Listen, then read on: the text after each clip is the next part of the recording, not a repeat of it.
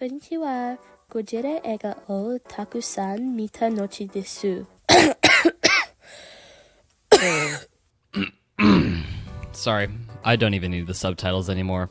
Hello. After watching a lot of Godzilla movies, I gotta say, I think it was time after all this time to actually return to the first Godzilla movie I had ever seen. And to be specific, no, it wasn't the Roland Emmerich Godzilla, but the 2014 one. So I know it's been 10 years since that original movie, and it's time to relook at it after I talked about The King of the Monsters a week ago.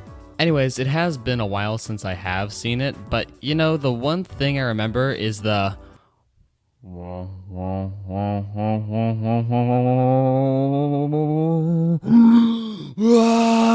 I do want to say that I don't remember thinking that this movie was peak back when I first watched it, and honestly, I don't really remember thinking it was that good.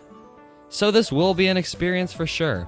I do hope that Godzilla's atomic breath still goes hard, just like how you should hit the subscribe button really hard. This is so stupid. Along with the like button and comment something too if you want, but don't hit it too hard because I am not paying for a replacement. Tonikaku iwana keraba narimisa.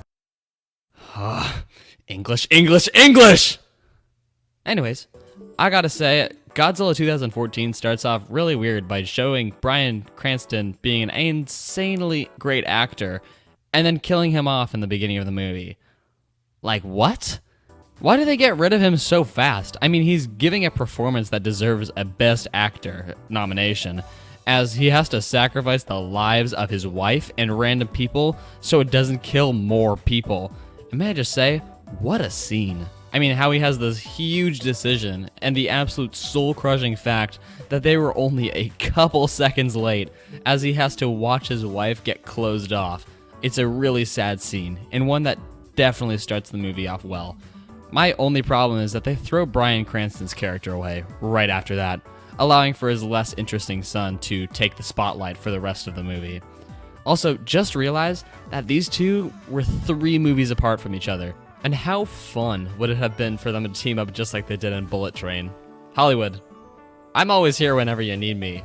I'm just saying. One other thing about the humans is that they kind of drag the movie on quite a bit. Because for a 2-hour movie, it feels really long. Although I will say, compared to some of the other entries in the Monsterverse, there is something about the human story when it gets into the second hour that starts to really kick in. It makes sense, as the humans are not forced into any of the scenes as they have an important job of removing the nuke.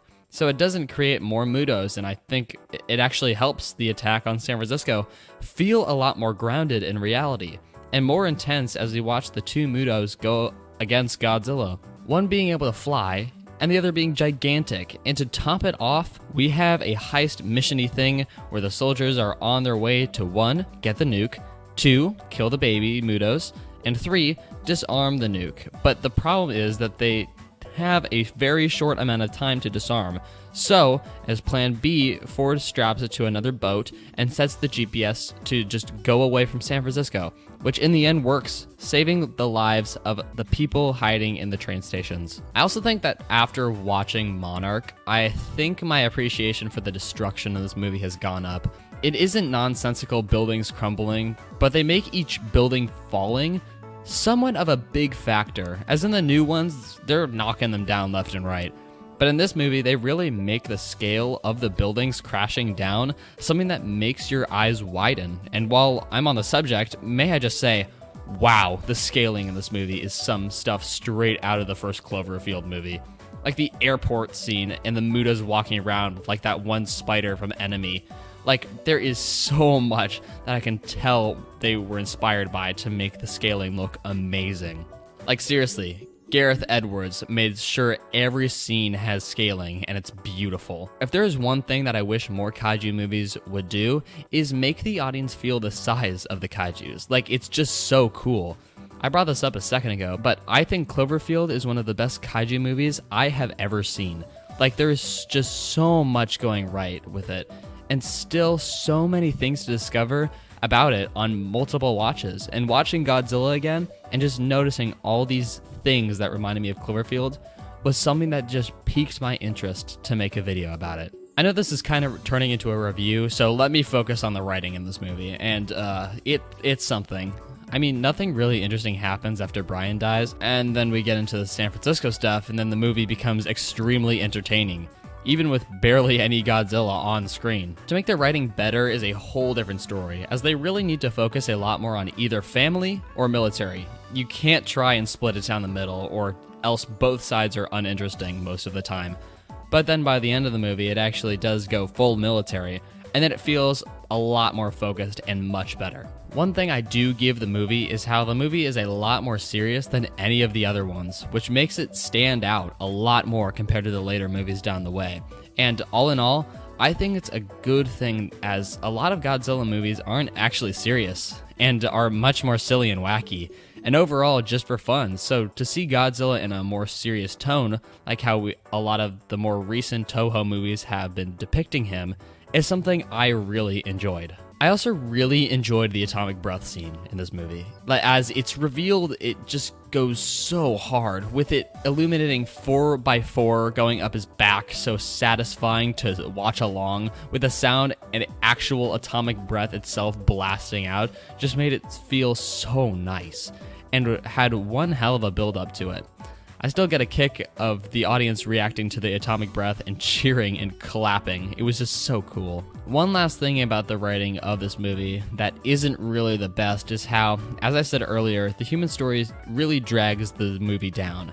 And I think the reason why is because they were desperately trying to piece together two coexisting stories, which, to be honest, in most movies, that does not work.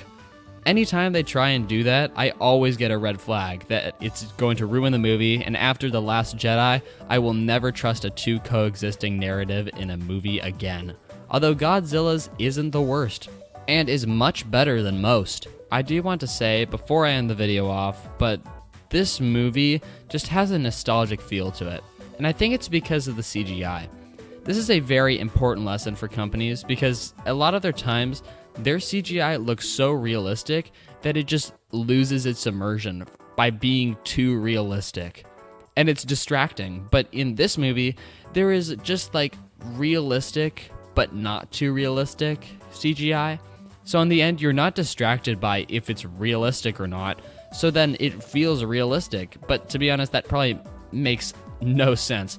I have no idea how else to explain it. So, Mayuto korete arigato. Watashi wa enchanted.